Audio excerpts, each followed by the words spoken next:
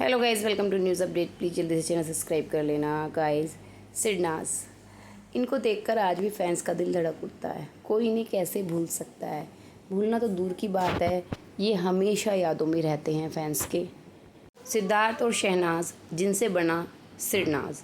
सिडनाज की कहानी जो फैंस को ही नहीं, कलर्स के मेकर्स जो हैं, मतलब बिग बॉस के मेकर्स, कलर्स चैनल को भी हमेशा याद रहेगी। एक बार इन्होंने फिर से याद किया है सिडनाज को बहुत ही खूबसूरत तरीके से। अभी दिखाती हूँ आपको आगे। यूँ तो देखिए कितनी जोड़ियाँ आई हैं, कितनी गई हैं, आपने देखा ही है। कोई बिग बॉस शो नया तो नहीं था जब इन लोगों ने किया था, और ना ही ऐसा था कि इससे पहले जोड़ियाँ नहीं बनी हैं घर के अंदर। बहुत पहले से ये शो चलता आ रहा था, ये 13वां सीज़न था, और इससे पहले हर सीज़न में जोड़ियाँ बनती थी। इनफैक्ट लोग पता नहीं क्या क्या करते थे बहुत पहले से ही। तो भाई, लेकिन ये जो सीज़न था, ये जो जोड़ी बनी, मतलब ऐसा था कि किसी ने सोचा ही नहीं था। मेकर्स जो अपनी तरफ से कोशिश करते हैं कुछ जोड़ियों को बनाने की, तो इन लोगों ने कोशिश की थी सिद्धार्थ और रश्मि की जोड़ी बनाने की, आपने देखा ही है। या ये मतलब रश्मि को छोड़े, ये आरती के साथ भी कोशिश में थे।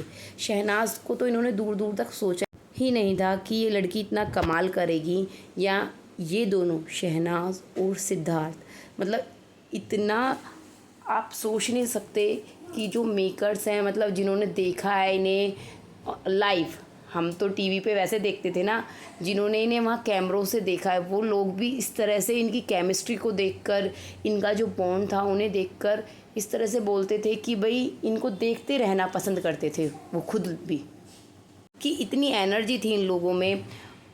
इसके अलावा मेकर्स तो शहनाज और पारस की जोड़ी बनाना चाहते थे, तभी तो वो देखा था ना आपने, बाहर से ही वो बेड शेयरिंग वाला जो इन्होंने कॉन्सेप्ट डाला था, तो वो बाहर से ही करके भेजा था।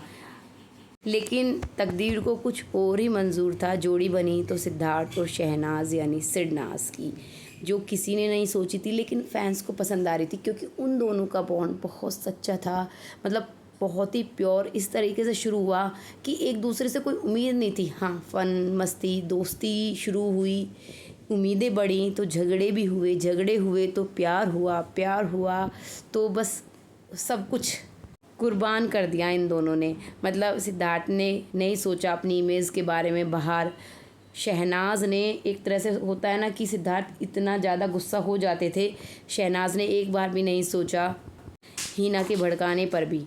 तो वो सब चीज़ें हमेशा याद रहती हैं लोगों को और रहेंगी भी। तो देखिए ये क्या लिखा है इन्होंने, the most unique love story of all time, Jio cinema पर पहली बार। वॉच सिलसिला सिडनाज का streaming free on Jio cinema.